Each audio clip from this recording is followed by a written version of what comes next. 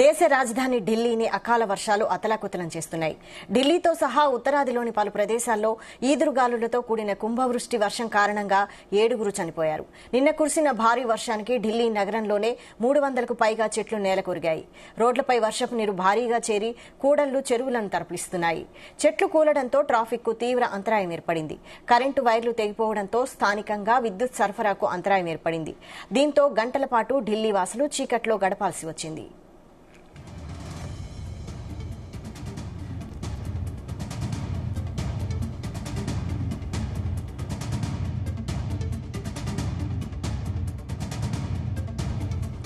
ఢిల్లీలో ఇవాళ కూడా భారీగా వర్షం పడుతుందని వాతావరణ శాఖ హెచ్చరించింది. అవసరమైతేనే బయటకు రావాలని అలర్ట్ జారీ చేసింది. ఇవాళ తెల్లవారక ముందే నుంచే ఈదురుగాలులతో కూడిన వర్షం ప్రారంభమైంది. కాగా నిన్న నజర్గఢ్ ప్రాంతంలో తీవ్రంగా వీచిన గాలుల వల్ల ఒక చెట్టు కూలి ఇంటిపై పడడంతో అందులో నిద్రిస్తున్న ఓ మహిళ, ఆమె 3 పిల్లలు మరణించారు.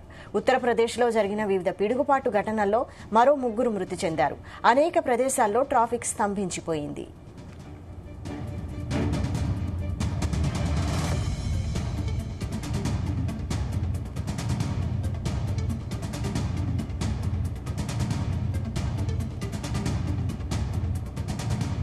ఢిల్లీ, గురుగ్రామ్, ఫరీదాబాద్, మధుర నగరాల రహదారులు వర్షపు నీటితో నిండిపోవడంతో రాకపోకలకు ఇబ్బంది తలెత్తింది.